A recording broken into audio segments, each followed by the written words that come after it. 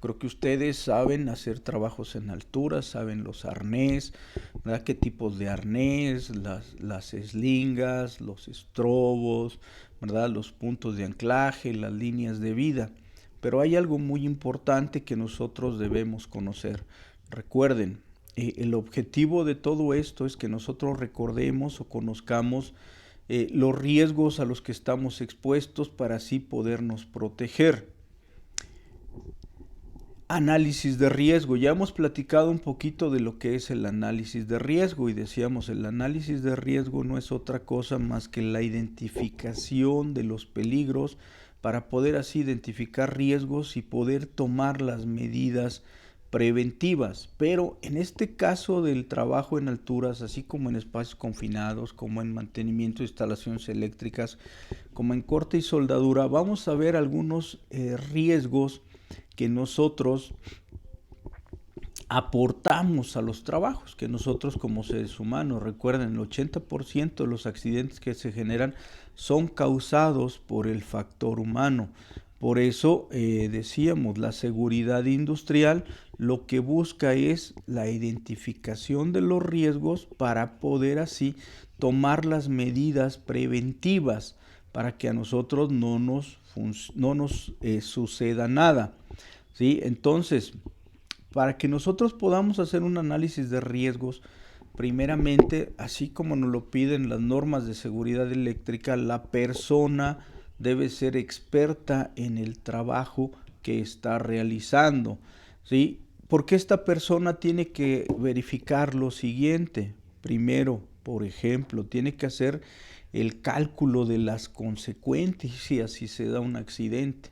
Ahorita vamos a ver algunos datos, algunas estadísticas en cuanto a las caídas en alturas, pero por ejemplo, ¿verdad? Se nos dice, si una persona pesa más o menos 80 kilogramos y cae de una altura aproximada de entre 12 y 15 metros, va a llegar al piso a una velocidad aproximada de 60 kilómetros por hora con una fuerza de impacto de más de 1,5 toneladas. Entonces, por eso son fatales las caídas de alturas. ¿Sí? Si nosotros no usamos el equipo de protección personal, por eso nos dicen, es importante que tú calcules las consecuencias de un accidente y algo muy muy importante, que tú calcules la vulnerabilidad, y la vulnerabilidad pues es a nosotros como seres humanos. Ahorita vamos a ver riesgos que vuelvo a comentar que nosotros como seres humanos aportamos a nuestros trabajos. Y bueno, pues ¿qué tenemos que hacer? Bueno, si se da un accidente, nosotros debemos de hablar de seguridad laboral ocupacional, esto es, para nosotros, para las personas, ¿sí? ¿Qué daños puede sufrir la persona si se da el accidente? Pero también nosotros tenemos que considerar los daños que podemos causarle al el producto, ¿sí? O al lugar donde nosotros estamos trabajando. ¿Sí? A veces estamos trabajando en áreas productivas, en áreas de proceso, donde un accidente pudiera llegar a contaminar los productos que se están fabricando. Pero también nosotros en el caso de un accidente pudiéramos llegar a dañar instalaciones, equipos, ¿verdad? Entonces tenemos que considerar esos tres factores al momento de analizar un riesgo. El riesgo personal, el riesgo para el producto, para el proceso y el riesgo para las instalaciones. Aquí hay algo muy importante, ¿verdad? Y aquí en este globito verde con la frase que tiene dentro está encerrado el por qué nosotros tenemos que trabajar seguros. Por ejemplo, dicen, yo me subo a alturas y me pongo mi arnés y me pongo bien seguro, ¿sí? Eso no va a evitar que tú te caigas. El hecho de que yo traiga el arnés, que esté con mi línea de vida, con mi eslinga, no va a evitar que yo me caiga. Lo que va a evitar es que yo llegue al piso. Pero el problema es que si yo me caigo, quedo colgado, quedo inconsciente, bueno, pues como tengo peso muerto, pues todo va a estar recargado sobre el arnés. Y el arnés, pues uno de los puntos de sujeción son las piernas o las entrepiernas. En el momento en que nosotros quedamos inconscientes, colgados, bueno, pues puede ser que la irrigación sanguínea hacia nuestras piernas sea mínima, y si en 7 minutos la gente no me rescata, pues lo más probable es que yo no me muera, pero sí después voy a tener problemas en las extremidades, incluso pudiendo llegar hasta la amputación. Por eso es importante que nosotros tengamos los análisis de riesgo, porque en base a ese análisis de riesgo yo voy a tomar las medidas preventivas. Siempre recuerden algo importante: todas las normas me van a pedir un procedimiento de atención a emergencias, ¿sí? Ese procedimiento de atención a emergencias yo debo tenerlo, porque, bueno, ese procedimiento de atención a emergencias puede ser que me ayude en estos casos, 7, 8 minutos máximo, para que yo pueda descolgar a una persona que está inconsciente. Ya si está consciente, ya esa es otra historia, pero si quedó inconsciente, yo tengo alrededor de 7, 8 minutos para bajarla y que él no sufra ningún daño. Por ejemplo, se obstruye la circulación de sangre, entonces los miembros comienzan a perder su función, las células comienzan a morirse, y bueno, pues ahí vienen muchas circunstancias. De ahí que, por ejemplo, en el caso de los primeros auxilios, hoy el torniquete, ese amarre que hacíamos para que la gente no se desangrara, en teoría, está solamente indicado en casos muy, muy severos. No se debe aplicar ya un torniquete normalmente. ¿Por qué? Porque, bueno, pues a lo mejor no se nos va a morir desangrado, pero el miembro sí se va a morir y se lo van a tener que amputar. Entonces recuerden, procedimiento de atención a emergencias, ese lo debemos tener bien plasmado. Y obviamente en mi procedimiento de atención a emergencias, pues voy a tener que marcar todos los útiles, todas las herramientas, todos los implementos que vamos a utilizar para poder hacer el rescate, ¿sí? Entonces es bien importante esta parte. Por eso insisto, debemos de tener nuestros análisis de riesgo, ¿verdad? Peligro. El peligro no es otra cosa más que la posibilidad, ¿verdad? O la fuente de un riesgo, ¿sí? Yo en el momento, en este caso, como estamos hablando de trabajos en alturas, en el momento en el que me subo una escalera, en el momento en que me subo un andamio colgante o un andamio fijo o a una grúa Jenny, ¿verdad? Desde ese momento en que yo me subí a cualquiera de estos elementos, bueno, desde eso yo ya me puse en peligro, ¿verdad? ¿Cuál es el principal riesgo cuando yo trabajo en alturas? Pues una caída, pero el riesgo entonces es la probabilidad de que yo pueda sufrir un accidente o de que se pueda dar un suceso, ¿sí? Decíamos, ¿cuál es el principal riesgo? Pues en el caso de la escalera, una caída; en el caso del andamio, igualmente, que el andamio pueda dañarse y nosotros nos quedemos colgando. ¿Cómo se realiza el análisis de riesgo? Pues ya lo platicamos un poquito en la sesión pasada. Lo primero, tenemos que hacerlo por seguridad de nosotros, y segundo, porque ya las normas nos lo exigen. Todas las normas que hemos mencionado ya nos exigen que nosotros tenemos que hacer análisis de riesgos de las tareas que más realizamos dentro de nuestros centros de trabajo. Ahora, ¿cómo lo hacemos? Decíamos, lo tiene que hacer una persona experta en la tarea, porque él va a tener que hacer una descripción muy detallada de la tarea que está realizando. Una vez que nosotros hacemos esa descripción detallada, entonces en base a esa descripción nosotros vamos a poder identificar los peligros. Vamos a poner un ejemplo, ¿verdad? Nosotros tenemos que subirnos a arreglar una tubería, ¿sí?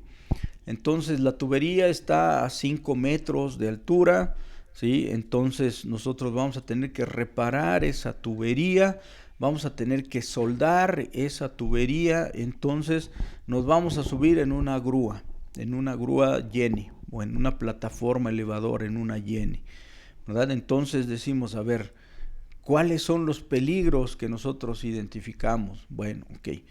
Vamos a reparar una tubería. Para reparar esa tubería yo me tengo que subir a una plataforma. Entonces el peligro de subirme a la plataforma. Pero yo tengo que soldar esa tubería.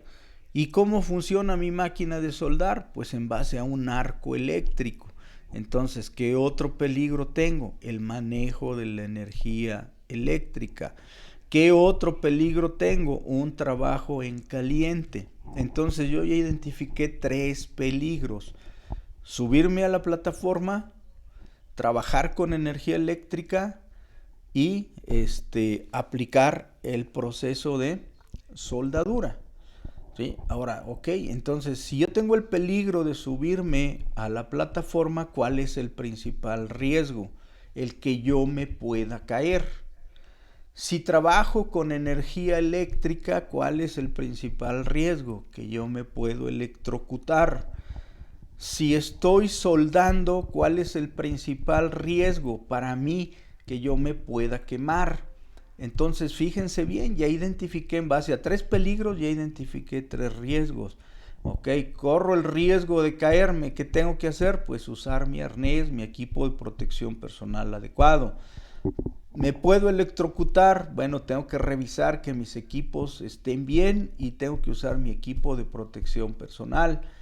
¿Me puedo quemar? Bueno, ok, tienes que usar los guantes y la ropa adecuada para que no te puedas quemar. Entonces nosotros, así de una forma rápida, hicimos un análisis de riesgo de una tarea. ¿Sí? Identificamos 3 peligros, identificamos 3 riesgos. Digo, hay muchos más riesgos, ¿verdad? Pero ahorita por poner un ejemplo. Entonces, primero describimos la tarea así de una forma rápida. Vamos a soldar una tubería. Y ahí, por ejemplo, tendríamos que ver qué tipo de producto es el que lleva esa tubería, de qué material es, qué tipo de electrodos o qué tipo de proceso de soldadura vamos a utilizar, etcétera, ¿verdad? Entonces, ya hicimos nuestra identificación de peligros, nuestra identificación de riesgos y ya tomamos las medidas adecuadas. Entonces, ahí es como nosotros hacemos un análisis de riesgos con la finalidad, bueno, pues la finalidad de trabajar seguros. Ahora, en esta matriz, que es una matriz muy sencilla del análisis de riesgos, nos dicen, oye, a ver, ¿qué probabilidad hay de que si tú estás soldando, te quemes? ¿Verdad? Ah, pues ¿sabes qué? Como estoy trabajando un proceso de soldadura eléctrica o de electrodo revestido, donde estoy generando más de 1500 grados centígrados, pues la probabilidad de que yo me queme es muy elevada, ¿verdad? A lo mejor 3. Oye, ¿y cuál es la severidad si tú te llegaras a quemar? Bueno, pues a lo mejor los que hemos soldado alguna vez y se nos ha metido una chispa en el guante, ¿verdad? A veces se queda entre los dedos y ahí se entierran las chispas. Y digo, pues ahí dice uno, ay caray, ya se hizo un cráter, ¿verdad? Se ve uno ahí en la parte de la mano, se hizo un cráter, ¿verdad? No sangra, ¿por qué? Porque está bien caliente y al momento que penetra cauteriza. Pero ¿cuál pudiera ser la severidad? Pues a lo mejor una quemadura hasta de 3er grado. Entonces a lo mejor también un 3 o un 4. Si nosotros vemos que es 3 y 3, cruzamos las líneas y vemos que nos da en el color amarillo. Si nosotros esto lo usamos como el semáforo, bueno, pues en el caso del rojo nos dice detente, ¿verdad? Detente, detente, no sigas porque el riesgo es muy alto. En el caso del color amarillo no quiere decir acelérale, ¿verdad? Sino ve tomando tus precauciones. Y en el caso del verde, bueno, pues sigue con precaución. En este caso, si nosotros tomáramos 3 y 3, pues nos da en color amarillo, nos dice, a ver, espérame, estudia el caso, ¿sí? No sigas así porque pudiera ser que te vas a dañar. Entonces estudiamos el caso y decimos, a ver, ¿cómo pudiéramos evitar al máximo que nosotros pudiéramos quemarnos? Ah, pues tenemos que usar esto, esto, esto, esto. Eso no va a eliminar el riesgo difícilmente lo vamos a poder eliminar. Lo que vamos a hacer es disminuir el nivel de riesgo. A lo mejor en lugar de 5, si yo uso los guantes adecuados, si yo uso el equipo de protección adecuado, si yo uso las técnicas adecuadas de soldadura, pues quizás ahora voy a bajar a un color verde, donde me dicen ahora pues sigue con precaución. Entonces así es básicamente como se hace un análisis de riesgo. Decíamos, en el caso de trabajos en alturas, pues quien nos habla de todo esto es la NOM 029 de la Secretaría del Trabajo y Previsión Social. NOM 009, perdón, de la Secretaría del Trabajo y Previsión Social. La 29 es la que acabamos de ver hace un rato. ¿Qué nos dice el objetivo de esta NOM 009? Bueno, pues lo que nos dice es que va a establecer las condiciones mínimas de seguridad para que ustedes y yo podamos realizar los trabajos en alturas. ¿Dónde se aplica esta norma? Al igual que todas las normas oficiales mexicanas en toda la República Mexicana. ¿Qué es un trabajo en alturas? Bueno, pues un trabajo en alturas, de acuerdo a la norma oficial mexicana, nos dice que es todo aquel trabajo que se realiza por sobre un nivel de referencia, esto es el piso. Nosotros del piso medimos 1.8 metros hacia arriba y entonces ya estamos realizando un trabajo en alturas. Pero también pudiera ser que ese trabajo se tuviera que hacer en una cisterna, en un pozo, en un cárcamo. Entonces los 1.8 metros ahora los vamos a medir de la referencia hacia abajo. Entonces es 1.8 metros hacia arriba o hacia abajo.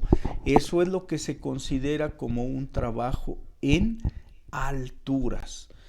Ahora, es importante especificar algo. A mí me ha tocado lugares donde llegamos y nos dicen, ¿sabes qué? La norma dice 1.8 metros, pero yo, Juanito Pérez, o sea, la empresa dice, yo digo que es 1.5 metros. No hay problema, estamos dentro de la norma, ¿sí? Y es más, hasta estamos trabajando con mayor seguridad. Lo que sí no se valdría es que yo llegara y me dijeran, no, ¿sabes qué? Aquí no es 1.8, son 3 metros. Cuidado, ahí ya nos estamos saliendo de la norma. Si se da un accidente, bueno, pues puede haber problemas muy serios. Entonces, si a mí me dicen 1.5, 1.2, no hay ningún problema, estamos dentro de la norma. Pero si me dicen 3, 2.5, entonces ahí ya tenemos problemas, porque nos estamos saliendo de lo que la norma nos está indicando. Ahora, ¿qué es lo que nosotros estamos tratando de evitar al aplicar la seguridad cuando trabajamos en alturas? Bueno, pues sufrir una caída. ¿Qué es una caída? Bueno, pues no es otra cosa más que un suceso inesperado. Yo creo que nadie de nosotros sale de casa diciendo, hoy me voy a caer, hoy me voy a caer, hoy me voy a caer. No, la caída es un suceso inesperado que proyecta a un individuo de una cierta altura hacia el piso. Lo que nosotros tenemos que evitar cuando trabajamos en alturas es impactarnos contra el piso. Eso es lo más importante, porque al momento en que nosotros nos impactamos contra el piso, en ese momento es cuando sufrimos más daños. Y vamos a las estadísticas. Decíamos, la seguridad son estadísticas. Y en esta tablita nos dicen que si una persona de entre 75 y 80 kilogramos está trabajando a una altura de referencia de 15 metros, y se llegara a caer sin arnés de seguridad, va a llegar al piso a una velocidad aproximada de 61 kilómetros por hora y con un peso aproximado de 1.300 kilogramos fuerza. O sea, la fuerza de impacto va a ser de 1.300 kilogramos. Y aquí viene algo muy interesante, en menos de un segundo. Esto es, a lo mejor el vigía, ¿verdad? Está viéndolo, parpadea, cierra los ojos, los abre y su compañero ya está en el piso. Entonces, esto que dice esta tabla es lo que nosotros tenemos que evitar. ¿Por qué? Porque dice la Organización Internacional del Trabajo que las muertes provocadas por caídas en alturas son la tercer causa detrás de los asesinatos. ¿Sí? Fíjense bien, ya no estamos hablando de industria, sino en general. ¿Sí? En general, la primera causa son los asesinatos, los accidentes automovilísticos y después vienen las caídas en alturas. Recuerdan que los accidentes eléctricos eran la tercera causa, pero a nivel industrial, aquí estamos hablando a nivel general. Las caídas en alturas son la tercera causa de muerte detrás de los accidentes automovilísticos y las muertes violentas o los asesinatos. Y otro dato que nos dan y nos dicen, fíjense bien, 1 de cada 5 personas que caen pierden la vida. Esto es, el 20% de las personas que sufren una caída pierden la vida. Entonces nosotros tenemos que procurar no volvernos una estadística. Ese es el objetivo, que nosotros no aparezcamos, perdón, en estas estadísticas.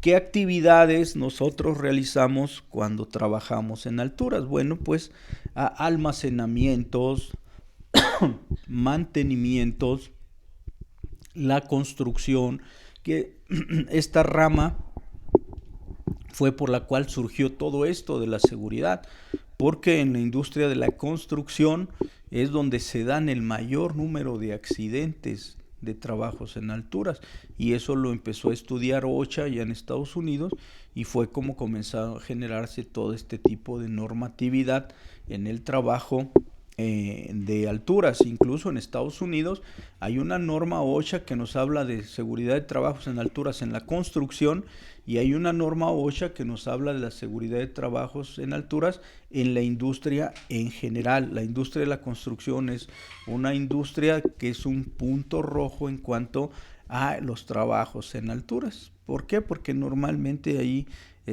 pues a veces no tomamos las medidas adecuadas al momento de trabajar. También pues en la poda de árboles también trabajamos en alturas, y a veces nada más nos amarramos de un lazo y que eso del pescuezo para no llegar al piso, ¿verdad? Y también, bueno, pues en algunos casos en instalaciones que se realizan cuando trabajamos en alturas. Esto es algunas de las actividades que realizamos cuando trabajamos en alturas. ¿Cuáles son los principales riesgos que tenemos al trabajar en alturas? Pues atrapamientos, ¿verdad? También caídas de personas a distintos niveles o de objetos. A veces al estar trabajando en el andamio, en la plataforma, dejamos la herramienta en el piso y por descuido, porque no estamos conscientes de lo que estamos haciendo, la pateamos, se cae, y si el de abajo no tenía el casco o en ese momento se lo quitó para limpiarse el sudor y le pegamos en la cabeza, pues olvídense. ¿Sí? Entonces, esto es bien importante. Otro de los riesgos que tenemos cuando trabajamos en alturas son las descargas eléctricas.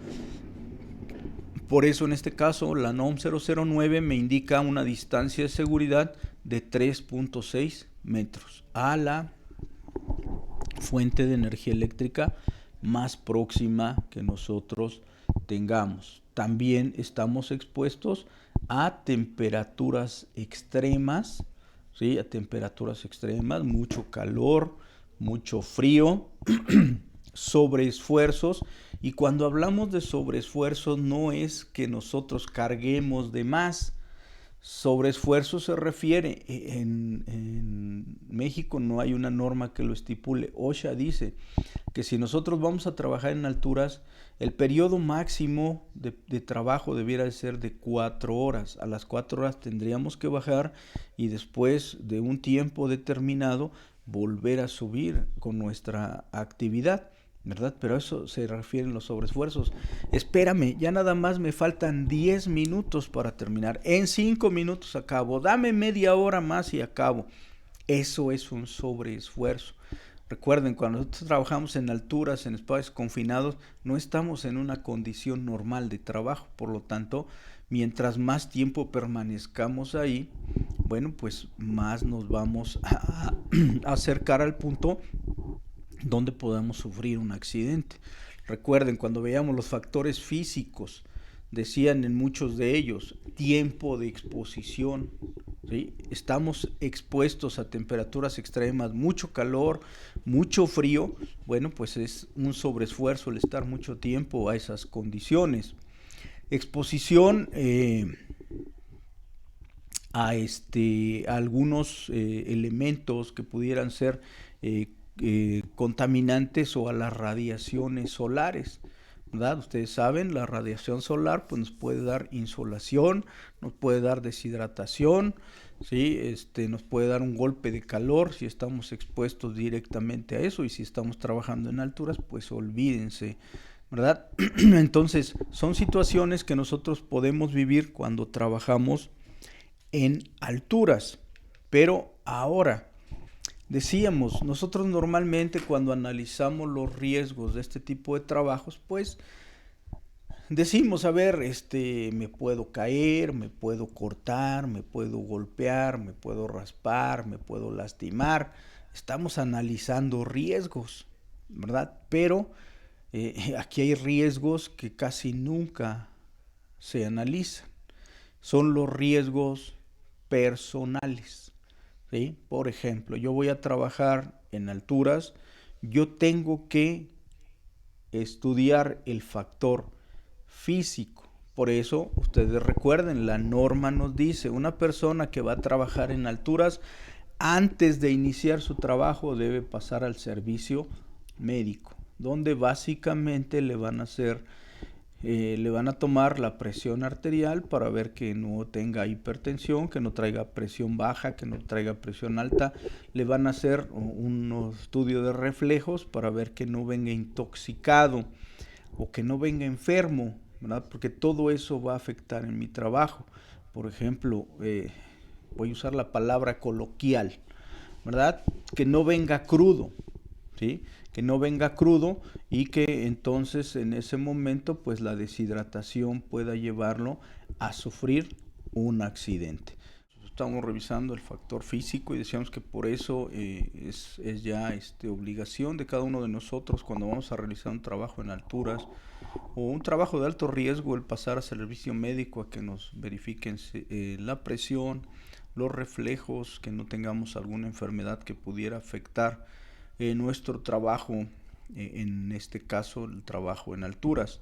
También nosotros tenemos que considerar los factores mentales, ¿sí? Muchas veces es algo que no consideramos mucho. A veces se nos dice, ¿no? Es que las broncas de tu casa, déjalas en tu casa, las broncas de la chamba, déjalas en la chamba, pero sabemos que eso es algo imposible de lograr, pero que a veces al momento de estar trabajando en una condición que no es condición normal, pues aumenta el nivel de riesgo que nosotros tenemos, la distracción, ¿verdad? Por estar pensando en algún problema familiar, en alguna situación, bueno, pues nos puede llevar a sufrir un accidente. El conocimiento, no es lo mismo ver que hacer, ¿verdad? No es lo mismo el saber hacer las cosas que el creer que uno las sabe hacer, porque ese es otro factor que nos pone en riesgo en el momento de estar trabajando, el que nosotros creemos que sabemos hacer las cosas, pero en realidad no las sabemos hacer, o el pensar es que yo vi cómo lo hacía, pero no vimos en realidad todas las actividades y todas las medidas de seguridad que la otra persona estaba tomando. La habilidad, yo creo que a más de uno de nosotros nos ha tocado ver personas que de repente uno le dice, a ver, pon ese tornillo, nada más falta ese tornillo, ponlo, por favor. Entonces la persona está pues con toda la voluntad del mundo, quiere poner el tornillo, pero no tiene la habilidad, se le cae y lo levanta y lo vuelve a querer poner y se le vuelve a caer, que quiere decir no tiene la habilidad, y eso también es un factor para que nosotros en un momento dado podamos sufrir un accidente, y más cuando estamos trabajando en alturas, ¿verdad? Que son condiciones diferentes a las condiciones normales. Y a veces tener también motivaciones inadecuadas. Si él lo puede hacer, ¿por qué yo no? Es que si no lo hago me van a correr, ¿verdad? Situaciones como esas que se presentan y que al final puede ser que nos influyan para que ustedes y yo podamos sufrir un accidente. Entonces, cuando nosotros hacemos nuestro análisis de riesgo, también tenemos que considerar este tipo de situaciones, este tipo de factores. Mencionábamos el conocimiento, esto es bien importante. Recuerden, en la norma que acabamos de ver de seguridad eléctrica, nos dicen, el trabajo lo tiene que hacer personal calificado. ¿Sí? O sea, personal que tiene el conocimiento y que tiene la habilidad para poder hacer el trabajo. En este caso, igualmente, a lo mejor la ilustración que vemos aquí en nuestra diapositiva es chusca, ¿verdad? Pero bueno, pues muchos podríamos decir, ¿cómo se le ocurre, verdad, pararse en ese punto de la tabla? Aparte de que pues no debiera de estar ahí de esa forma el andamio. Pero ¿cómo se le ocurre pararse en ese punto de la tabla? Bueno, pues seguramente estaba distraído, estaba pensando en otra cosa, llegó a ese punto y entonces se cayó. Por eso tenemos que analizar este tipo de circunstancias. Y esto tiene mucho que ver con la siguiente diapositiva. Factores de riesgo de trabajo, ¿verdad? ¿Qué son esos factores de riesgo de trabajo? La supervisión, ¿sí? Y no quiero decir aquí si el supervisor es bueno o malo, sino la supervisión. ¿Cuál es el trabajo de una supervisión cuando estamos haciendo algo en alturas de corte soldadura? El verificar que nosotros lo hagamos de una forma adecuada, que tengamos todos los medios para poder hacer nuestro trabajo.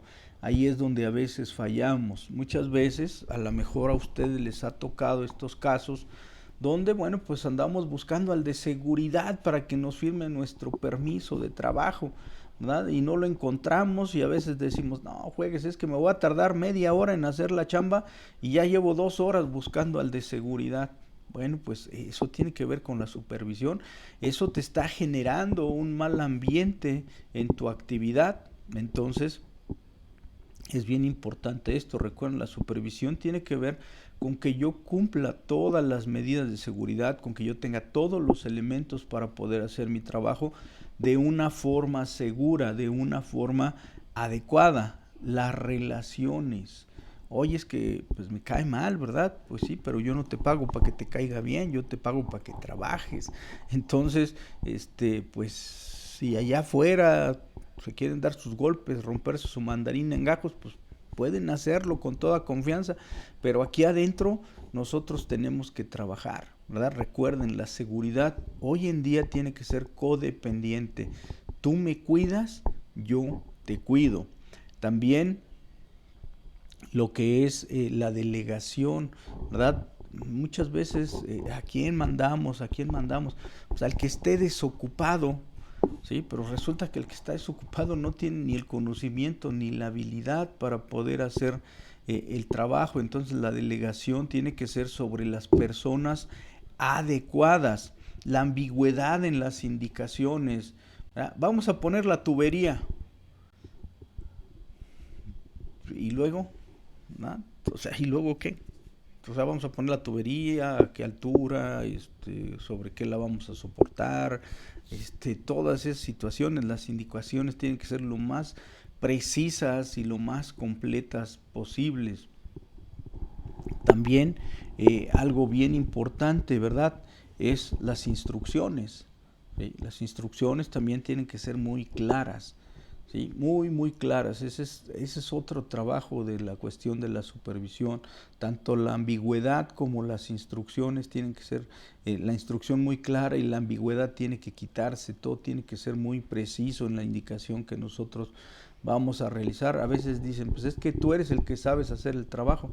Sí, yo lo sé hacer, pero yo necesito saber bajo qué condiciones lo vamos a estar haciendo. A lo mejor el montar una tubería en una industria farmacéutica, no debo de seguir el mismo proceso que montarlo en una industria metalúrgica, ¿verdad? Entonces a eso se refiere con la ambigüedad y con las instrucciones.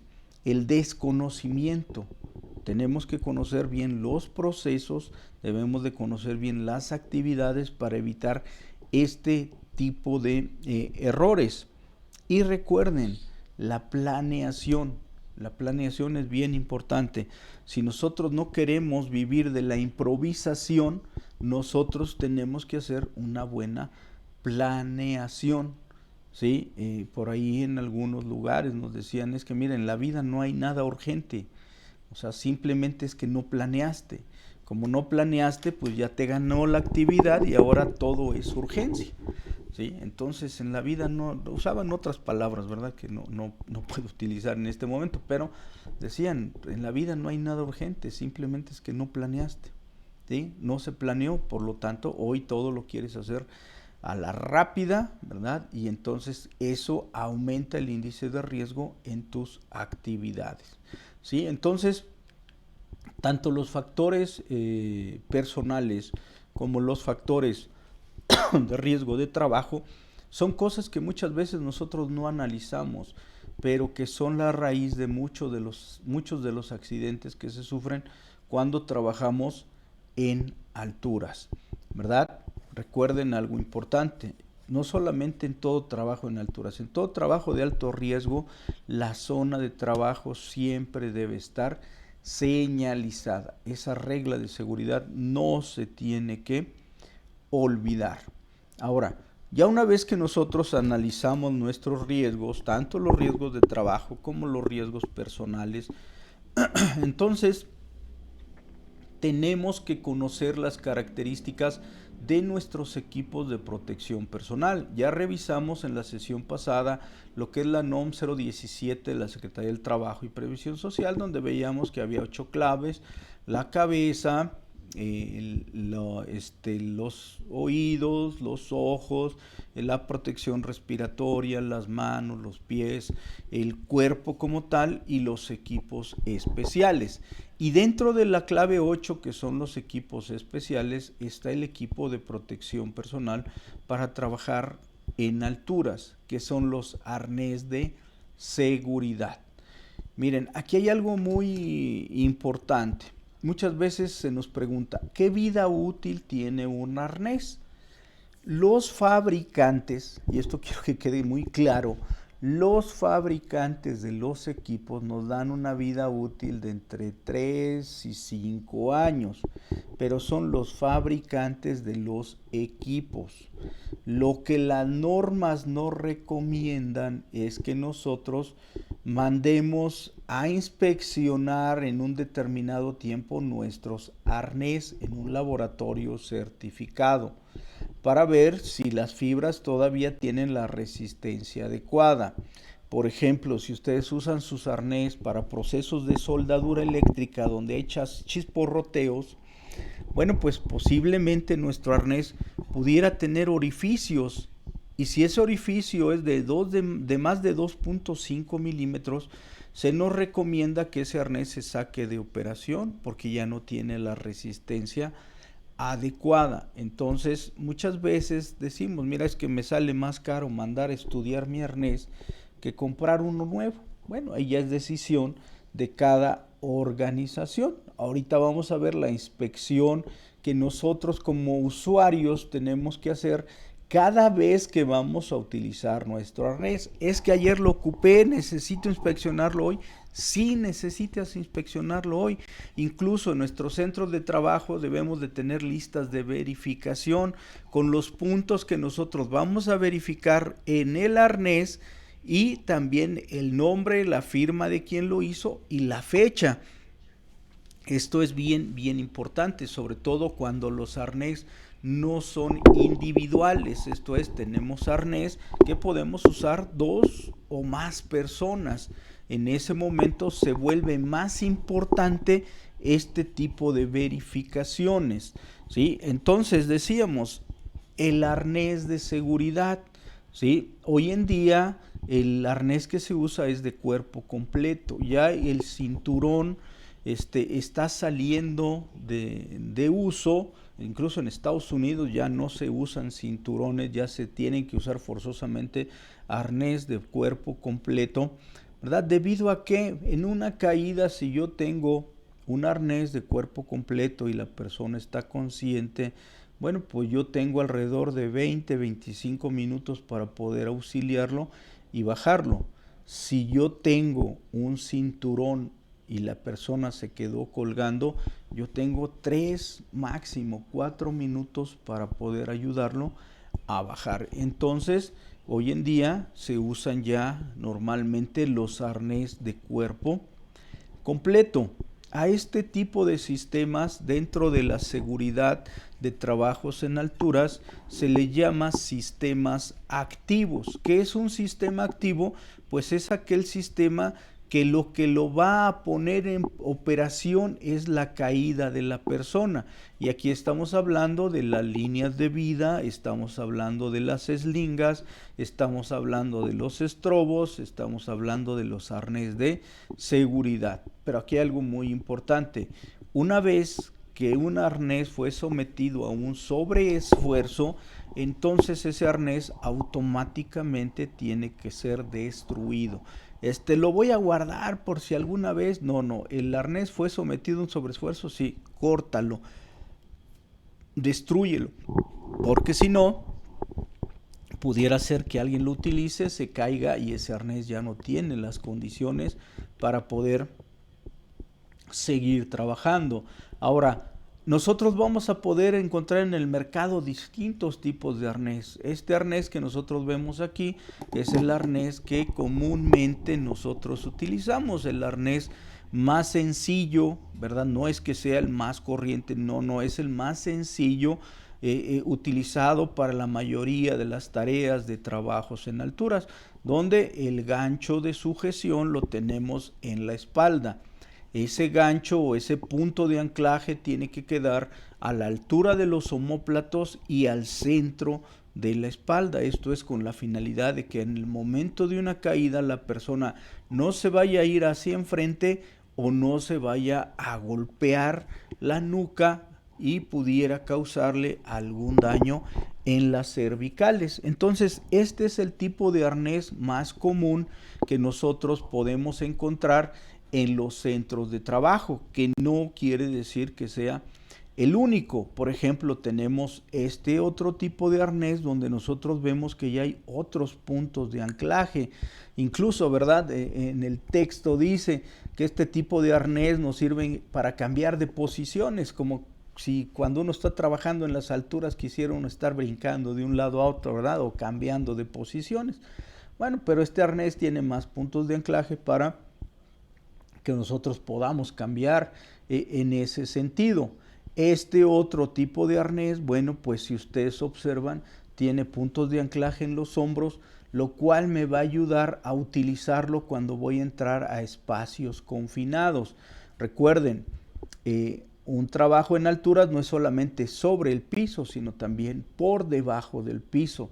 Entonces, este tipo de arnés me va a ayudar para que si a mí me quieren extraer de una forma rápida y tengo el gancho en la espalda, ese gancho se atora, porque ustedes lo saben, las entradas en los espacios confinados son entradas muy pequeñas, entonces pudiera ser que el gancho se atore y no me puedan extraer tan rápido. Entonces, en este caso el arnés, bueno, pues tiene sus puntos de anclaje en los hombros y eso me ayuda a que a mí me puedan extraer de una forma más rápida y segura. Este otro tipo de arnés, si ustedes observan, tiene también puntos de sujeción o puntos de anclaje en la cintura para que si yo llego a una determinada altura y ahí me quiero quedar trabajando, bueno, pues puedo ahí usar algún medio de sujeción y fijarme de la cintura. Entonces, como ustedes pueden ver, hay diferentes tipos de arnés. No es que uno sea mejor que otro, porque a veces dicen, ¿cuál es el mejor de todos? No hay aquí mejores ni peores, simplemente es que yo tengo que ver cuáles son las necesidades de mi trabajo y entonces seleccionar el equipo de protección personal adecuado. ¿Sí? Muchas veces me dicen, ¿qué marca es mejor? Todas las marcas, siempre y cuando traigan su etiqueta de seguridad, todas las marcas están dentro de la norma. Obviamente hay quien me dice, este arnés te va a durar 3 años, hay quien me dice, este arnés te va a durar 10 años. Bueno, todo eso depende de qué, pues muchas veces de la calidad que tienen las fibras. Todas las fibras están dentro de la norma, pero es como en los zapatos, ¿verdad? O sea, los zapatos, hay zapatos que te cuestan 800 pesos, ¿verdad? Pero el mismo zapato a veces lo vemos en 300 pesos. Bueno, dice la gente, es el mismo zapato. Pues sí, tiene suela, tiene cuerpo, tiene agujetas, pero el detalle es la calidad. Te va a durar más uno que tenga más calidad. O en el caso de los aceites lubricantes, ¿verdad? Todos están dentro de la norma, sí. Lo que lubrica son los aditivos, pero a lo mejor el que cuesta 60 pesos tiene el 15% de aditivos, el que cuesta 120 pesos tiene el 25% de aditivos. Entonces, ¿cuál me va a durar más? Pues el que cuesta ciento y tantos pesos, porque tiene mayor cantidad de aditivos. Así sucede aquí. Todos están bajo norma, ¿sí? Todos están bajo norma, porque unos son más baratos que otros por la marca y decíamos, por la calidad que tienen en las fibras. Pero aquí depende mucho el uso que nosotros le demos a nuestros arnés. Entonces, cuando nosotros vamos a trabajar con arnés de seguridad, pues lo primero que tenemos que revisar son las etiquetas. Si un arnés de seguridad, si una eslinga, si una línea de vida no tiene etiquetas, bueno, entonces ese arnés o ese elemento definitivamente no debe ser utilizado. Incluso, no sé, a lo mejor a alguno de ustedes le ha pasado que llega a algún centro de trabajo con un arnés que no tiene etiqueta y el segurista automáticamente no les deja entrar ese arnés. Ese arnés no debe ser utilizado porque no sabemos qué gallina puso ese huevo, ¿vale? No sabemos quién lo fabricó, no sabemos cuándo lo fabricaron, no sabemos bajo qué norma está fabricado, qué tipo de materiales, por lo tanto, no debemos utilizarlo. Entonces, lo primero que nosotros vamos a revisar es la etiqueta, ¿vale? La etiqueta. Y mucha gente dice, sí, es que ahí está la fecha de fabricación.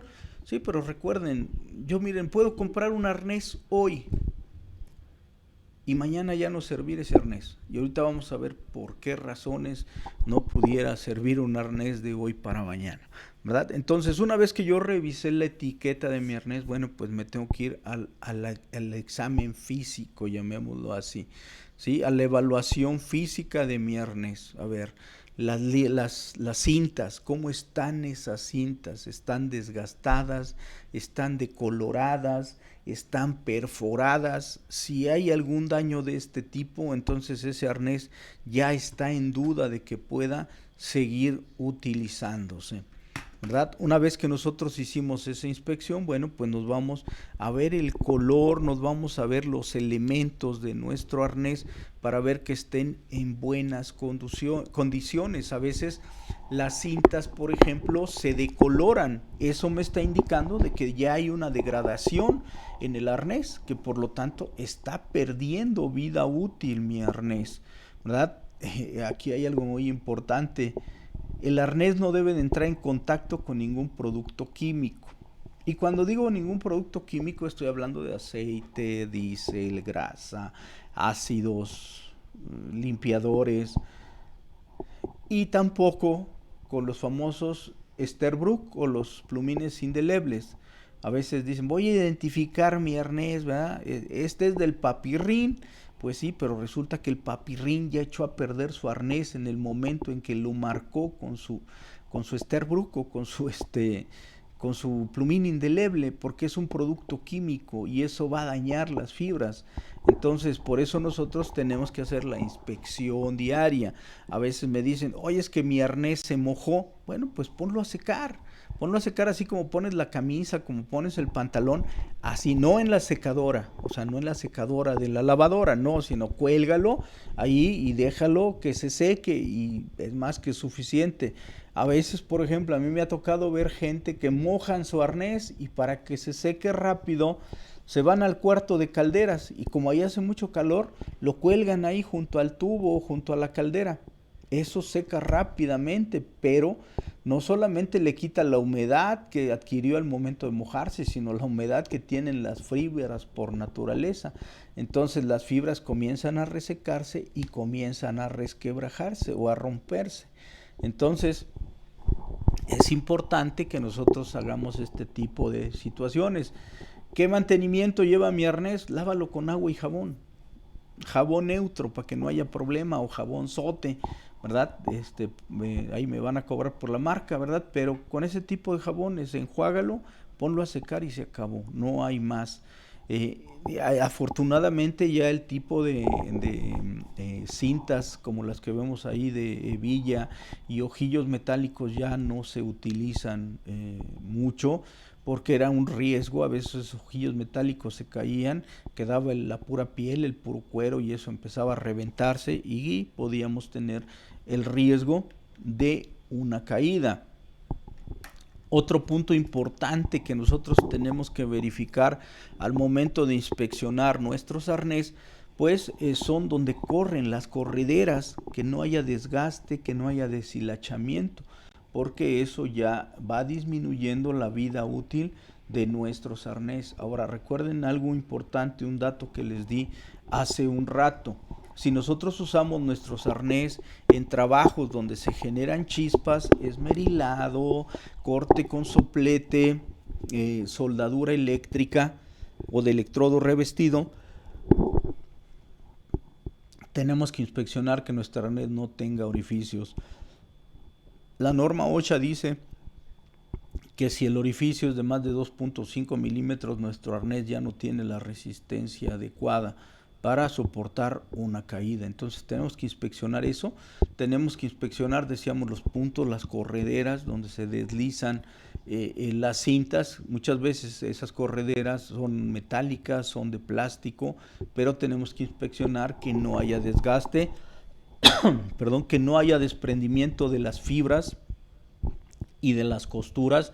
A veces esos hilitos que vemos ahí comienzan a levantarse. Bueno, pues eso ya es un síntoma, es un riesgo de que mi arnés se puede desprender y entonces yo puedo sufrir una caída. Recuerden, si un arnés ya fue sometido a un sobreesfuerzo, entonces, ¿sí? Entonces ese arnés debe sacarse de circulación, ¿sí? Entonces los arnés, recuerden algo muy importante. Ahorita hablamos de la revisión a las cintas, a las fibras, pero mis arnés a veces tienen elementos metálicos y a veces tenemos muy malos hábitos de trabajo. Traemos el arnés y lo traemos arrastrando, ¿verdad? Y la argolla metálica anda golpeando el piso. Entonces, al golpeteo del piso se generan vibraciones. Hay algo que se llama resiliencia de materiales. Quizás ustedes ahí en el San Google y en el YouTube han oído o han visto videos donde las personas con el timbre de la voz rompen copas, por ejemplo, ¿verdad? Ponen la copa, afinan su voz y con cierta tonalidad hacen que la copa se rompa. Bueno, a los metales les sucede algo similar, se llama resiliencia de materiales. Con la vibración los metales pueden llegar a fracturarse. Les voy a poner un ejemplo. En una máquina las flechas las que transmiten el movimiento, a veces se está girando, ¿verdad? Y de repente nada más se ve cómo se caen. Y va uno y bueno, pues la flecha se rompió y la observa uno y parece que alguien la cortó, alguien que sabe cortar, la cortó porque está derechita el corte, ¿verdad? Dicen, ¿quién la cortó? Pues no sé, nadie la cortó, la vibración provocó esa ruptura. A veces en nuestros arnés no tenemos ese cuidado, arrastramos las piezas metálicas, las sometemos a vibración, pudiera ser que tuvieran alguna fractura interna y entonces en el momento de sufrir una caída se rompen y pues no me protegió absolutamente de nada. Entonces, decíamos, los elementos de conexión o eslingas son como los que vemos nosotros aquí en esta diapositiva, que son los elementos que nos van a ayudar a conectarnos del arnés de seguridad a las líneas de vida o, perdón, a los puntos de anclaje. Y aquí, bueno, pues nosotros sabemos que de estos tipos de elementos hay de diferentes longitudes, ¿verdad? Hay de diferentes longitudes, 90, 1,20, 1,50, 1,80, dependiendo la altura de trabajo que nosotros tengamos. Más adelante vamos a ver cómo se calcula una altura de caída libre, y ahí se tiene que considerar la longitud de de las eslingas o de los elementos de conexión. Aquí vemos otros elementos o otros estrobos, ¿verdad? Para el posicionamiento. Nosotros llegamos a cierta altura y ahí nos vamos a quedar a trabajar. Bueno, pues con este tipo de elementos abrazamos alguna columna, algún poste, y nos lo colocamos en la cintura, y entonces ahí ya nos posicionamos para trabajar. Decíamos hace un rato, hay arnés que tienen argollas en la cintura, que son los que nos van a ayudar para posicionarnos en este sentido. Hay líneas de vida retráctiles o de yoyo, como muchas veces dice la gente, ¿verdad? Que estas funcionan pues como un cinturón de seguridad. Se da la caída a cierta distancia, se pone el trinquete y se atora, y ya no permite que nosotros sigamos cayendo, ¿sí? Entonces muchas veces la gente me dice, oye, ¿y estas qué mantenimiento llevan? Pues tenemos que verificar los datos que nos da el fabricante. Nosotros no podemos decir es que llevan lubricación, es que no llevan, es que no, el fabricante que nos recomienda, ¿sí? Que nos recomienda de mantenimiento de este tipo de elementos, ¿verdad? Que hoy en día se usan mucho en los trabajos en alturas. Aquí hay un dato bien importante para la gente que trabaja en alturas. Nosotros tenemos líneas de vida, ¿verdad? Pero muchas veces las líneas de vida son horizontales o son verticales, dependiendo el tipo de trabajo que nosotros vamos a realizar.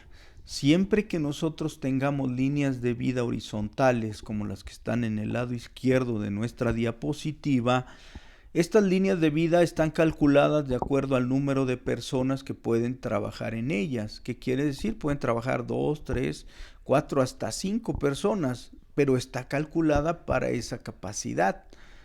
Pero en el caso de las líneas de vida verticales, solamente las debe de usar una persona a la vez, ¿sí? En el caso de las líneas de vida verticales, solamente la va a utilizar una persona a la vez. Esto no se nos tiene que olvidar. Recuerden, siempre que yo voy a subir a una escalera, ¿verdad? A las escaleras marinas, por ejemplo, hay veces van 2 o 3 personas hacia arriba. Eso es un error.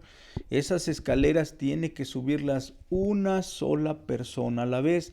De ahí que mis líneas de vida verticales solamente las puede usar una sola persona a la vez. Si ustedes trabajan 2 o 3 personas y alguno se viene hacia abajo, lo más probable es que se traiga a todas las personas que están trabajando sobre esa línea de vida. Entonces, las líneas de vida horizontales podemos usarlas 2, 3, 4, 5 personas, dependiendo para cuántas haya sido calculado. Pero en el caso de las líneas de vida verticales, solamente las va a poder utilizar una persona a la vez.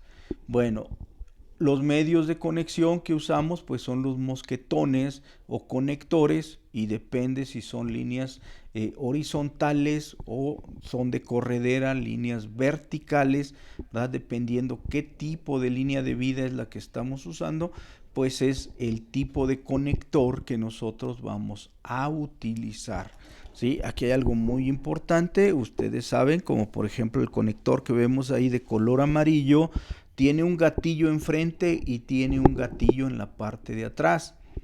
Si nosotros no activamos el gatillo de atrás, el de enfrente no se va a poder mover, porque a veces hay gente que me dice es que ya está trabado, es que mira, no abre.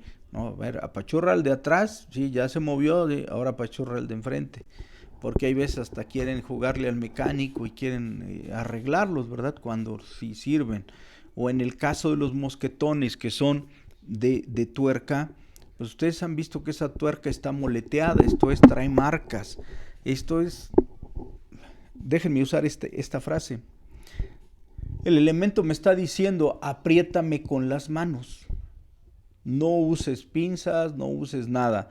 Aprieta con las manos. Siempre que haya un moleteado, un acabado superficial de ese tipo, lo que me está indicando es apriétame con las manos. Si ustedes lo aprietan con las pinzas de presión, con las pinzas de electricista, ¿verdad? O a veces con otro tipo de inventos, pues lo que vamos a hacer es dañar estos elementos, y recuerden que estos son los medios de conexión que tenemos con las líneas de vida. Si se dañan y se llegan a fracturar, a romper, ¿verdad? O a debilitar, pues lo más probable es que en una caída ustedes y yo sepamos a qué sabe el piso, ¿sí? Entonces son puntos que nosotros tenemos que cuidar. Los puntos de anclaje. Aquí hay algo importante, los puntos de anclaje los tiene que instalar una persona que esté certificada para hacer ese tipo de trabajos, porque a veces, ¿verdad? Nosotros vemos y decimos, eso lo puedo hacer en el taller, ese arquito, ese ganchito, yo lo puedo hacer en el taller, pero recuerden, cada material tiene una resistencia. La soldadura pues tiene una resistencia a la tracción, nunca al corte, nunca a la torsión, sino a la tracción. Entonces hay que saber dónde y cómo soldarlo. Los tornillos pues pueden ser también de diferencias resistencias, no de durezas, de diferente resistencia, porque hay veces que dicen, tráete un tornillo más duro. No, el tornillo más duro no existe, existe el tornillo más resistente. Entonces, estos puntos de anclaje están calculados de acuerdo a lo que platicábamos, va a ser para una línea de vida vertical o para una horizontal, si son horizontales para cuántas personas y así sucesivamente, ¿sí? También junto con estos puntos de anclaje pues van los cables de acero que normalmente se usan para las líneas de vida. Entonces estos puntos de anclaje, decíamos, los tiene que poner una persona que esté certificada. Y muchas veces me dicen, oye, es que no hay dónde anclarme, no hay dónde colgarme, ¿qué hago? Bueno, pues eso es algo que nosotros tenemos que verificar en nuestros centros de trabajo, y si no, tenemos que mandar a poner este tipo de elementos para que yo pueda trabajar sobre de ellos. A veces me dicen, oye, ¿me puedo colgar de la tubería? Pues es que depende qué tubería sea, ¿verdad? ¿Qué tal si es una tubería de cobre? Muchas veces yo me he encontrado lugares donde ponen tubería de cobre para el aire comprimido, ¿verdad? ¿Qué tal si es un tubo de cobre y lleva aire comprimido a 7, 8 kilogramos? Bueno, pues ya es un peligro, no te cuelgues de ahí, ¿verdad? A veces son tuberías de 12 pulgadas, de cédula 80, de acero que tienen soporterías cada metro. Bueno, pues posiblemente ahí pudieras colgarte si el de seguridad así te lo permite. Entonces son situaciones, o a veces me dicen, es que me toca trabajar sobre plafón y ahí no hay dónde anclarme. Bueno, pues ahí tenemos que platicar con la gente de seguridad para ver cuál es la forma más adecuada de que nosotros podamos trabajar de una forma segura, y si no, en su caso, mandar a poner los puntos de anclaje para que nosotros podamos trabajar de esa forma adecuada, de esa forma segura. Esto que tenemos aquí es el cálculo de la caída libre de una persona, ¿verdad? Es bien importante que nosotros hagamos este cálculo para que incluso ya en muchos formatos de permiso de trabajo ya viene este cálculo. ¿Para qué? Para que nosotros sepamos en el caso de caernos si vamos a llegar al piso o no vamos a llegar, ¿verdad? Por ejemplo, de repente ahí me llega gente y me dice, oye, mira, traigo estos elementos, sí, pero con ese elemento, si tú te caes, mira, vas a llegar al piso. O en algunos otros casos los veo caminando, ¿verdad?, ahí en el pasillo y están colgados. Les digo, oye, pues tu elemento definitivamente, si tú te caes, pues vas a llegar al piso y te vas a golpear. Por eso decíamos, las eslingas, pues hay de 90, de 1.20, de 1.50, de 1.80, ¿verdad? Para poder trabajar a diferentes alturas. ¿Qué consideramos para este espacio de la caída libre? Bueno, pues lo primero que tenemos que considerar pues es la altura de trabajo, tenemos que considerar la longitud de la eslinga o del medio de conexión, tenemos que considerar la estatura de la persona, qué tanto se va a elongar la eslinga en el momento de caerse. Ustedes saben, hay unas que traen amortiguador, entonces qué tanto va a abrir ese amortiguador en el momento en el que la persona caiga, ¿sí? Y también tenemos que considerar una distancia de seguridad. Esto es una distancia que todavía debe quedar entre los pies de la persona y el piso.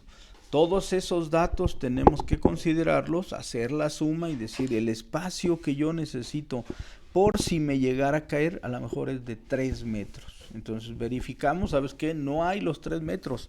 Híjole, entonces si me caigo, pues lo más probable es que mis pies toquen el piso y pueda yo sufrir una fractura. Entonces, esa es la importancia que nosotros hagamos este tipo de cálculos, ¿verdad? Del espacio libre de una caída.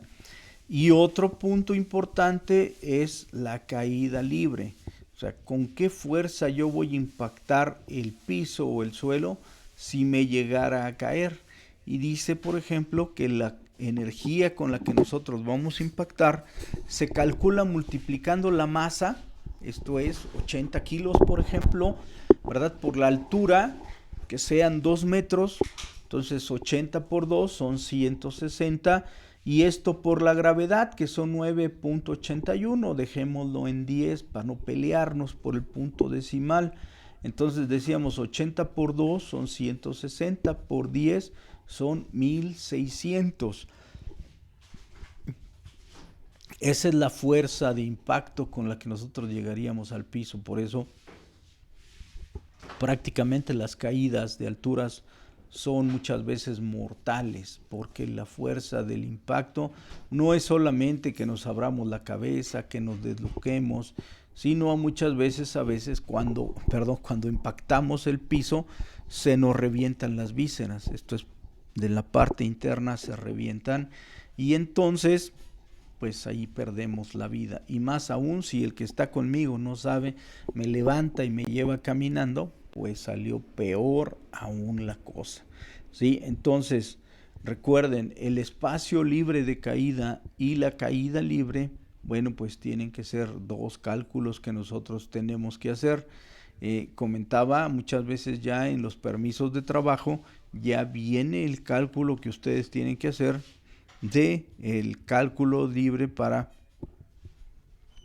protegernos de una caída, ¿verdad? Del espacio que nosotros debemos conservar. Ahora fíjense bien, no importa si es una línea vertical, si es una línea horizontal, hay 4 puntos básicos que nosotros debemos de cumplir: el arnés de seguridad, la línea de vida, los soportes y los medios de conexión o las eslingas. Siempre va a haber en un sistema, no importa si es vertical, si es horizontal, vean los 4 elementos básicos: línea de vida, puntos de conexión, eslingas y arnés de seguridad. Aquí tenemos otro ejemplo que, aunque la línea de vida va lateral, igualmente cumple con los 4 puntos que hemos venido platicando. En este caso, bueno, pues aparecen más puntos porque nos hablan de las escaleras, porque nos hablan de los puntos de fijación tanto arriba como abajo,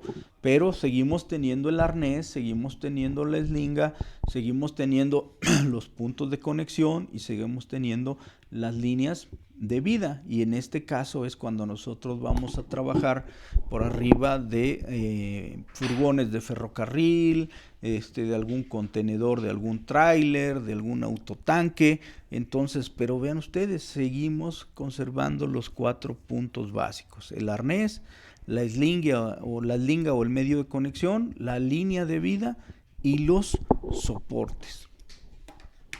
Entonces son diferentes condiciones que nosotros podemos tener al momento de trabajar en alturas, ¿verdad? Pero ahora, esa es la parte del sistema activo que nosotros mencionábamos. Ahora, hay el sistema que se denomina como sistema pasivo. Los sistemas pasivos son todos los equipos que nosotros vamos a utilizar cuando trabajamos en alturas. Esto es, los andamios, los barandales, las escaleras, las plataformas que nosotros vamos a utilizar cuando trabajamos en alturas. Uno de los elementos muy utilizado cuando trabajamos en alturas son los andamios. Pueden ser móviles o pueden ser fijos. Aquí lo importante es que ya todos nuestros andamios tienen que estar certificados. Ya andamios como el que ustedes ven en la ilustración de la parte inferior de la diapositiva ya no deben de utilizarse. Incluso la NOM 009 de la Secretaría del Trabajo ya nos da condiciones muy específicas de los andamios que nosotros debemos utilizar. Por ejemplo, nos dice cuál es el ancho, cuál es el largo máximo que deben de tener, que si después de 4 cuerpos nosotros ya debemos sujetar el andamio en algún punto para evitar que se vaya a voltear, que se vaya a caer, que si las tablas o las plataformas donde nosotros vamos a andar caminando deben de tener un cierto espesor de 5 centímetros, que si la separación debe ser menor a 5 milímetros.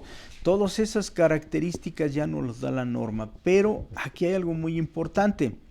Nosotros debemos de saber manipular los andamios. La norma me da todas las características y yo puedo decir, quiero comprar un andamio que esté bajo norma, que traiga su etiqueta, que nos diga el peso máximo, la altura máxima, ¿verdad? Todas las características del andamio. Pero aquí lo importante es nosotros cómo lo vamos a utilizar, ¿sí? Cómo lo vamos a ensamblar. Porque nos hemos encontrado andamios donde de repente, pues ya en las crucetas o en las X que se usan para la fijación, ya están chuecas, ya no están los seguros o las chavetas, y lo que hacen es meterle una pija, un tornillo, incluso a veces hasta se forzan para que puedan llegar y poderlos asegurar. Entonces son características de seguridad que nos dan las normas, en este caso la NOM 009, para evitar accidentes como el que vemos ahí, ¿verdad? Incluso ustedes lo saben, ya los andamios pues traen sus bases con las cuales nosotros podemos hacer la nivelación del andamio, para ya no estarle poniendo la calza de madera, para ya no estarle poniendo el pedazo de piedra o de tabique, para que nos dé la altura adecuada.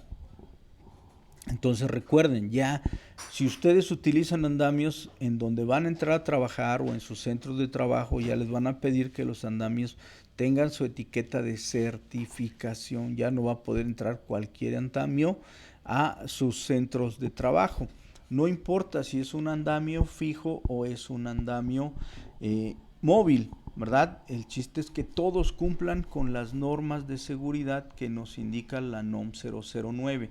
Les vuelvo a repetir, ahí nos dicen el ancho, el largo, la altura máxima, después de la cual nosotros ya tenemos que buscar un punto de fijación, el espesor de las plataformas, el espacio entre las plataformas, ¿verdad? Para ir cumpliendo con toda esta normatividad, y esto lo tengo que revisar para ver si mis andamios cumplen con esa normatividad. Y vuelvo a repetir, no importa si es un andamio fijo o si es un andamio móvil como el que vemos en este caso. De preferencia, las escaleras para poder hacer el ascenso en los andamios, pues deben de estar en la parte interior, así como lo muestra este tipo de andamios. A veces no tiene escaleras y tenemos que subir por la parte exterior del andamio. Eso no es tan correcto. Si vamos a subir por las paredes del andamio, tenemos que hacerlo por la parte interior, porque si lo hacemos por la parte exterior, a veces jalamos el andamio y el andamio incluso pudiera voltearse. Y recuerden, hay reglas. Por ejemplo, en el caso de los andamios móviles, pues siempre que nosotros tengamos este tipo de andamios, en las ruedas tienen seguros para que no se muevan mientras la persona está trabajando, pues ponemos esos seguros. Y si nosotros vamos a mover el andamio, pues tenemos que pedirle a la persona que descienda para poderlo mover y no pase lo que pasa ahí en la ilustración del lado izquierdo. Algo muy importante, cuando un andamio de este tipo yo lo muevo y tiende a voltearse, ya no va a haber poder humano que lo detenga. Se va a voltear, y si ustedes quieren jugarle a Hulk y quererlo detener, pues van a acabar abajo de nuestros andamios, ¿verdad? Entonces, aquí lo importante es que nuestros andamios estén certificados, tengan su etiqueta, nos digan cuál es la altura máxima de trabajo, que nos digan cuál es el peso máximo de la persona o personas que pueden subirse a nuestros andamios, y bueno, que tenga todas las condiciones para poder trabajar sobre de ellos. Otro de los elementos que se utiliza mucho para poder trabajar son las escaleras. Podemos tener escaleras de tijera, podemos tener escaleras de extensión, y ahorita vamos a ver algunas reglas de seguridad que nos indican y que nosotros debemos cumplir. Hay algo muy importante. Si yo cuento con escaleras en mi centro de trabajo o en mis centros de trabajo, cada una de ellas debe tener una lista de verificación, ¿verdad? Una lista donde yo, antes de utilizarla, tengo que revisar todos los aspectos de seguridad en las escaleras. Por ejemplo, si es una escalera dieléctrica o es una escalera convencional o normal.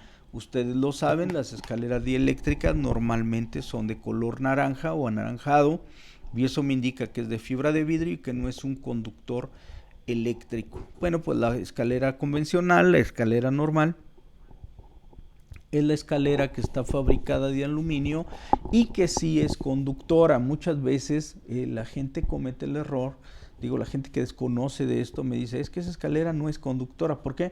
Porque tiene plástico en las patas, ¿no? Pero eso es el antiderrapante, ¿verdad? Pero de que es conductora tu escalera.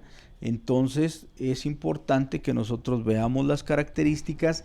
Igualmente que en el caso de los andamios, nosotros revisemos las etiquetas de nuestras escaleras, donde me van a indicar el peso máximo que puede soportar esa escalera, e igualmente ahí me van a indicar la altura máxima a la cual yo puedo subir, porque a veces nos subimos como el elefantito hasta la parte de arriba, ¿verdad? Y empezamos a girar en un piecito. No, las escaleras traen marcado cuál es la altura máxima de trabajo, ¿sí? Si necesito subir más arriba, pues necesito una escalera más grande, ¿sí? Entonces, decíamos, nosotros antes de usar una escalera debemos de tomar ciertas medidas preventivas, sobre todo inspecciones, ¿verdad? Las inspecciones de que, bueno, pues los peldaños no estén chuecos, de que los tirantes no estén sueltos, de que en lugar de remaches no tenga tornillos, ¿sí? Todo eso nosotros tenemos que estar verificando, y como comento, debemos de tener listas de verificación para estar detectando si mi escalera no está ya dañada. Ahora, hay algo muy importante. De repente en nuestros centros de trabajo desechan escaleras porque tienen algún daño y porque ya no tienen la condición de seguridad para poder seguir trabajando. A veces decimos, ya no vas a usar la escalera, regálamela para la casa. Lo mismo que te pasa en el centro de trabajo te va a pasar en tu casa. esa escalera ya no sirve, por lo tanto tiene que ser desechada, ¿sí? Y para eso nos sirven, bueno, pues las listas de verificación, para que nosotros podamos hacer la supervisión adecuada de nuestras escaleras y así brindar la mayor seguridad en su uso. Recuerden, las listas de verificación son bien importantes porque ahí nosotros vamos a plasmar el daño o los tipos de daños que tienen nuestras escaleras. Como comentábamos, generalmente, bueno, pues vamos a tener escaleras de tijera como la del lado izquierdo o escaleras de extensión como la del lado derecho. Y aquí tenemos algunas malas prácticas que nosotros seguimos cuando usamos escaleras. Por ejemplo, ¿verdad? Nos subimos y le damos la espalda a la escalera. Ese es un error muy grave. Si la escalera en ese momento tiende a voltearse, nosotros no vamos a meter ni las manos porque le estamos dando la espalda a la escalera. O en su defecto, ¿verdad? Subirnos más de la altura que se nos permite en el caso de las escaleras. ¿Dónde está esa altura? Recuerden, en las etiquetas que traen las escaleras. Ahí están marcadas la altura máxima y que no nos permite pues sentarnos hasta arriba, ¿verdad? Es que ya nos cansamos y no, pues no se puede, no se debe sentar en la parte de hasta arriba. Esa plataforma es para que quizás tú pongas alguna herramienta, algún elemento y no lo estés sujetando mientras estás trabajando. El usar una escalera de tijera como una escalera de extensión. Vean ustedes, esa escalera se puede resbalar y el compañero que está ahí arriba, bueno, pues directito al piso, ¿verdad? O pues lo que vemos del lado derecho es ponemos la plataforma y arriba de la plataforma la escalera. Eso tampoco es adecuado, ¿verdad? Otras malas prácticas, bueno, pues ponemos dos escaleras, atravesamos una vigueta, ¿verdad? Y entonces ahí lo usamos como burrito, andamos para allá y para acá, para allá y para acá, porque o en el caso de la ilustración del centro vemos cómo la escalera se fue de lado y este compa se quedó colgando. Normalmente eso sucede cuando nosotros rebasamos la regla de los 90 centímetros. En una escalera de extensión, los últimos 3 escalones no se tocan. Esto es, yo no tengo que subirme en esos 3 últimos escalones. Por eso, cuando yo voy a usar una escalera de extensión que tiene que sobresalir el techo o la techumbre, tiene que sobresalir 3 escalones para que yo no tenga que pisar esos 3 escalones, porque el riesgo que tengo es que se vaya a resbalar, se va a ir de lado y me pueda yo, en el mejor de los casos, quedar colgando, si no es que llegar hasta el piso. También sobre estiramientos cuando estamos trabajando en la escalera, pues eso va a hacer que la escalera se recorra o se vaya y entonces yo ya me caí, ¿verdad? Aquí es el ejemplo que yo les mencionaba, ¿verdad? De la escalera, el cumplir con la regla de los 3 puntos, esto es, nosotros tenemos 2 piernas y 2 manos. Cuando nosotros vamos subiendo la escalera, forzosamente tienen que estar 2 pies, una mano o 2 manos y un pie. Pero de repente llevamos la cubeta de herramienta, llevamos los elementos que vamos a utilizar para el trabajo, entonces ya no tenemos 4 puntos, ahora nada más tenemos 3, entonces la regla de los 3 puntos ya no se cumplió y eso va a provocar un accidente.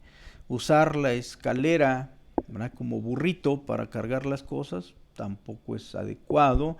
Las escaleras muy largas normalmente hay que cargarlas entre 2 personas para evitar dañar alguna instalación o golpear a alguna persona, ¿verdad? La regla para colocar las escaleras de extensión, ustedes lo observan aquí en la ilustración del lado izquierdo, separa la persona con la punta de los pies, está tocando la base de la escalera, extiende las manos y al extender las manos tiene que sujetar la escalera. A veces me dicen, oye, pero es que yo estoy más alto que él, no importa, si la ponemos en el ángulo correcto, tú te paras de la misma forma y vas a tocar la escalera. Yo estoy más bajito que él, si te paras y colocas la escalera de la forma correcta, tú te paras y tocas la escalera. Entonces, esa es la forma adecuada o el ángulo correcto. La técnica dice que son 75 grados, pero, ¿verdad? Normalmente no traemos un transportador de ángulos o un goniómetro para medir el ángulo. Entonces la técnica es esa, pararse con la punta de los pies, tocar la base de la escalera, extendemos las manos y debemos de poder sujetar la escalera. La regla de los 3 puntos de anclaje o de los 3 puntos de soporte la vemos en la imagen de en medio, donde tenemos 2 manos, un pie, o 2 pies y una mano. La otra regla que comentaba, la de los 90 centímetros, es los 3 últimos escalones no se tocan en una escalera de extensión. Ustedes ven cómo está sobrepasando la techumbre esos 90 centímetros para que yo no tenga que subirme a esos 3 últimos peldaños, de la escalera. Aquí vemos el sí y el no, ¿verdad? El poner la escalera en la posición adecuada para no estar sobreestirándonos o haciendo sobreesfuerzos, o para que mi escalera dé la altura adecuada le pongo unas calzas en la parte inferior. No, pues ustedes saben, hay escaleras de diferentes medidas, de diferentes longitudes. Entonces debemos usar la escalera adecuada. ¿Sí? Aquí tenemos otros ejemplos. No coloqué mi escalera correctamente y tengo que estar haciendo sobreesfuerzos, corriendo el riesgo de que la escalera se recorra y yo me pueda caer. ¿Por qué no la pones en la posición adecuada? En el caso del lado derecho, nosotros vemos como en la primera ilustración ponen la escalera de lado y luego se sube uno de lado y empieza a trabajar, ¿no? En un sobreesfuerzo la escalera se va hacia atrás y yo ya me caí con todo y escalera. Entonces la posición adecuada es la del lado derecho, ¿verdad? Para que yo tenga el control de todos los movimientos y de mi escalera. Vemos aquí el procedimiento para poder hacer el levantamiento de una escalera de extensión, ¿verdad? Uno solito, bueno, pues siguiendo todas las reglas ergonómicas de levantamiento de cargas, comenzamos a levantar nuestra escalera hasta ponerla en la posición que nosotros requerimos o que se nos piden, ¿verdad? Aquí hay algo muy, muy importante, ¿verdad? Aquí nosotros vemos cómo las personas se accidentan, ¿sí? Cómo se quedan colgando las personas, las posiciones en las que en un momento queda una persona que está trabajando en alturas. Por eso decíamos, es importante la forma en la que nosotros nos colocamos el arnés de seguridad, ¿verdad? Pero bueno, pues si nosotros somos testigos de algún accidente, recuerden, las normas nos piden primeramente un procedimiento de atención a emergencias, donde nosotros vamos a tener que colocar el procedimiento adecuado en caso de que haya una caída o en caso de que a la persona que está trabajando en las alturas le dé vértigo, ¿verdad? Y no sé si alguno de ustedes le ha dado vértigo o ha visto personas que se traban, digo yo, ahí en la altura, se quedan quietos, uno les dice, vente, vámonos, te vamos a bajar, no se mueven, no cooperan, ¿verdad? Hay que bajarlos en calidad de bulto. Entonces, por eso es la importancia de que nosotros tengamos estos procedimientos de atención a emergencias para procurar al máximo que ninguna persona salga lesionada o dañada en caso de que se dé una situación como estas, ¿verdad? Entonces es bien importante que nosotros cuidemos todos estos aspectos para que nosotros podamos trabajar de una forma adecuada, de una forma segura.